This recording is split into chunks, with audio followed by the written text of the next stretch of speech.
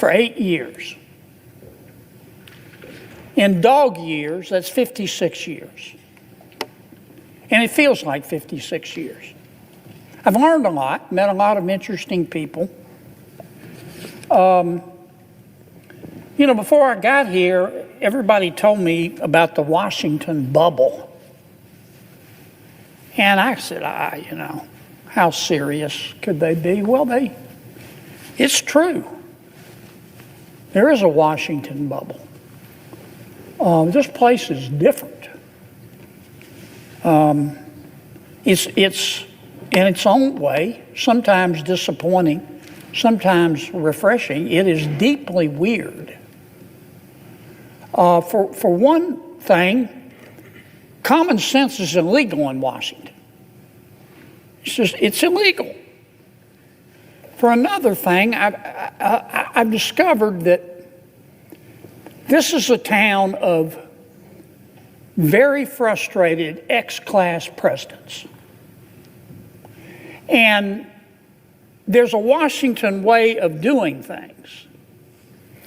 And when things aren't done that way, when somebody challenges the status quo, many, not all, but many of these frustrated ex-class presidents in Washington, on the Hill and otherwise, they get excited, not in a good way. They can't get their mind around doing anything other than the Washington way. Some of them, particularly in the media, they go almost catatonic, or the exact opposite. They foam at the mouth, and they really get upset. They can make a Valium nervous. It's like the world, we're not doing things the way we've always done them, and the world's going to spin off its axis. I want to try to put in perspective what many of my Democratic friends have been talking about today. They're very, very, very upset at President Trump. And they're very, very, very upset at Elon Musk.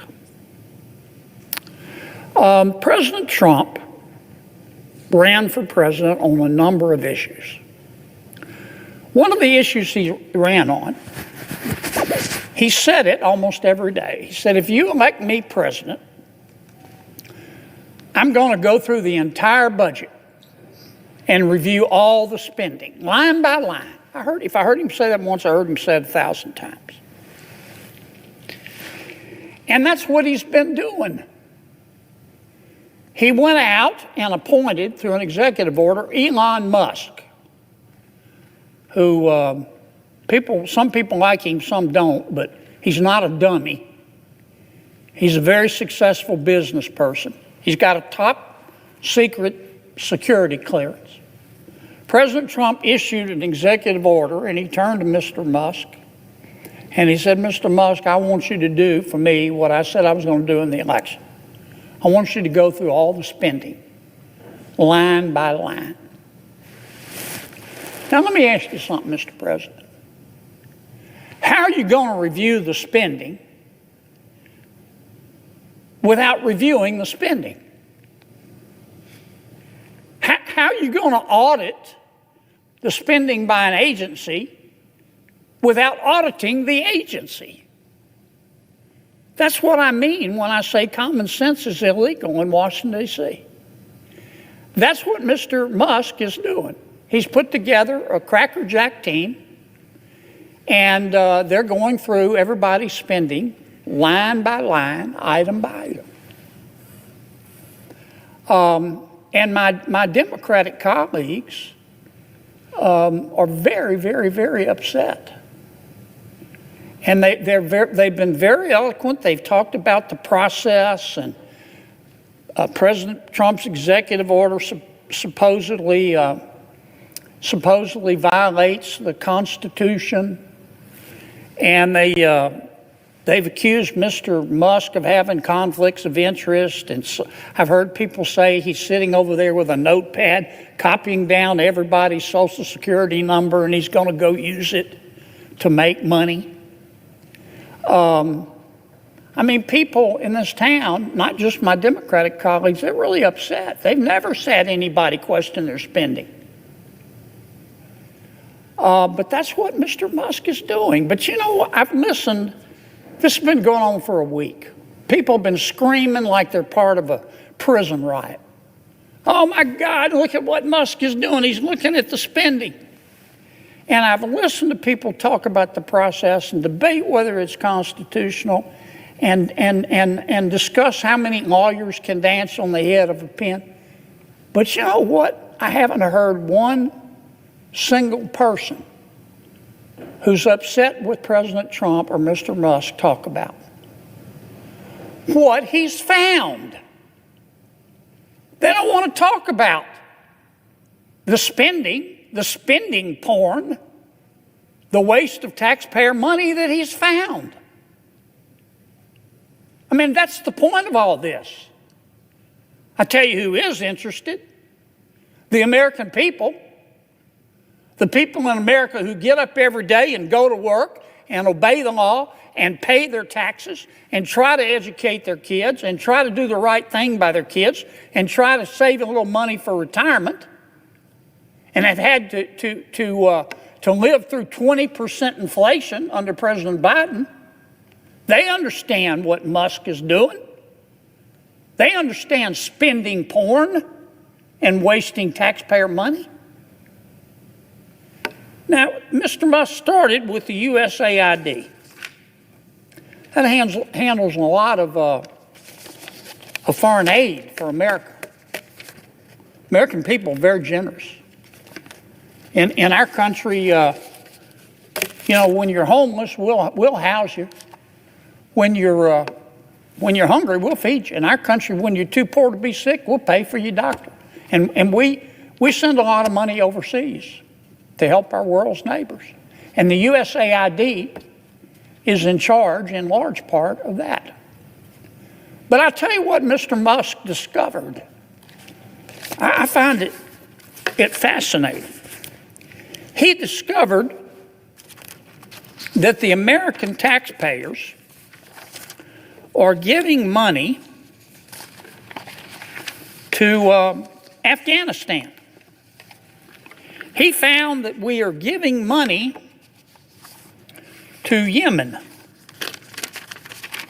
He found that we are giving money to Syria. I didn't know that.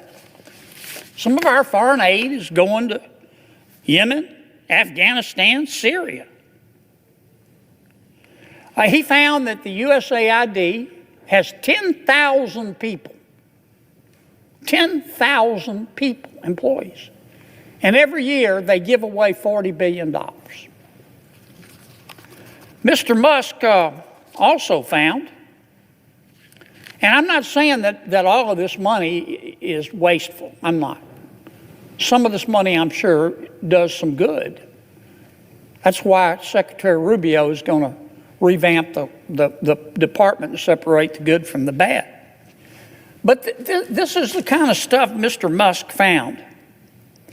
He found that the USAID gave money to support electric vehicles in Vietnam.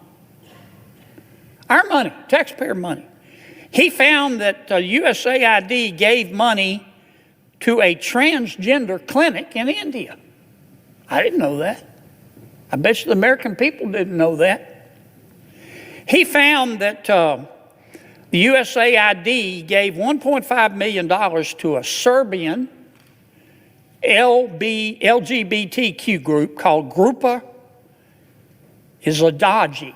I probably mispronounced that, my apologies. Anyway, they got $1.5 million to, quote, advance diversity, equity, and inclusion in Serbia's workplaces and business communities. What else did Mr. Musk found that my colleagues don't want to talk about? Well, he reviewed a study and then went and checked it. The study was done by the Middle East Forum. They found that USAID spent $164 million to support radical organizations around the world. We're not talking Cub Scout troops here. We're talking about radical organizations around the world. They gave $122 million of that to groups aligned with foreign terrorist organizations. Our taxpayer money. According to this report in Mr. Musk, the USAID has given millions of dollars to, quote, organizations in Gaza controlled by Hamas. Why aren't my colleagues talking about that? Recipients of the money, they found, have, quote, called for their lands to be cleansed from the impurity of Jews. That's who we're giving foreign aid to. What else? I'm not going to spend my whole time talking about this, but nobody else is talking about it. They're just talking about the process and Mr. Musk, and he's a mean guy, and he shouldn't be looking at our spending. Well, he is. And I kind of find what he's found out interesting. He found that we gave $2 million, USAID did, for sex changes in Guatemala. He found that we gave $20 million to produce a new Sesame Street show in Iraq. He found that we gave $4.5 million of taxpayer money to combat disinformation in Kazakhstan. He found that we gave $10 million, USAID did, of meals to an al-Qaeda-linked terrorist group called the Nusra Front. Mr. Musk found that we gave $7.9 million of taxpayer money to a project that would teach Sri Lankan journalists to avoid binary gendered language. The USAID took $8 million and gave it to a bunch of journalists in Sri Lanka to teach them how to avoid binary gendered language. I don't know what the hell binary gendered language is. I think I do. You think most taxpayers would support that? Why aren't we talking about that? The USAID gave $1.5 million to promote LGBT advocacy in Jamaica. They gave $1.5 million to rebuild the Cuban media ecosystem. They gave $1.5 million for, quote, art for inclusion of people with disabilities in Belarus. Another $3.9 million for LGBT causes in Macedonia. $8.3 million for equity and inclusion education in Nepal. I could go all night.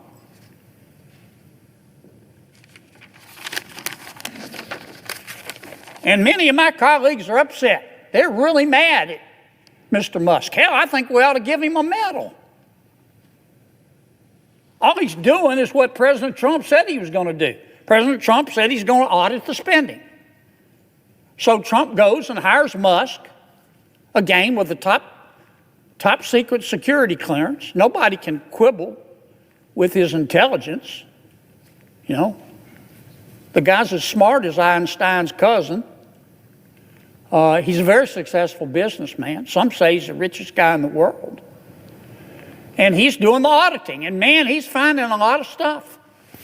I call it spending porn. Now, I'm not saying everything that USAID does is wasted. But I'm saying a lot of it is. A hell of a lot of it is.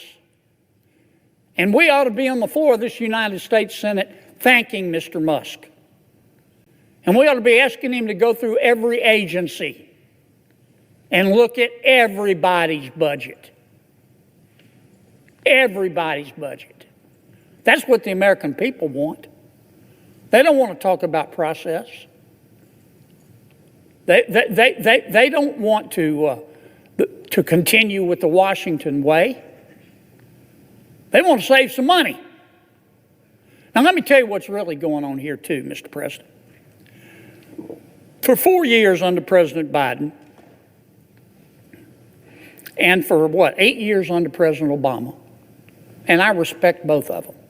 I don't hate anybody. I don't. When I say my prayers at night, one of the things I ask God, God, don't let me hate, because it's hard in Washington. Don't let me hate. I have all the respect in the world for President Biden and President Obama. Tough job. But between them, they spent 12 years in Washington, and presidents set the tone. They control the questions that are asked. And here's the question that President Obama and President Biden asked for 8 years. I heard it for 12 years. I heard it every single day. Who needs to pay more in taxes? Is it you? Is it you? Who needs to pay more in taxes? We need more money. Who needs to pony up more? That was the issue. But that's not the issue today. We have a new president. You know what the issue is today? What the hell happened to all the money? What the hell happened to all the money? And that's what Mr. Musk is finding out. That's all this is about. And I'm just shocked that my colleagues have decided that this is a hill they're going to die on. How can you look the American people in the eye and support this kind of waste? Support this kind of spending porn? I mean, the election to me made at least one thing clear, that the American people are sick and tired of people in Washington denying reality. The last administration tried to convince us that we were living in a crime-free world where inflation was temporary and the border was secure. And the American people didn't buy it. You know why? Because it wasn't true. And the administration, our last administration, tried to argue that Bidenomics was making our lives better. But the American people knew differently.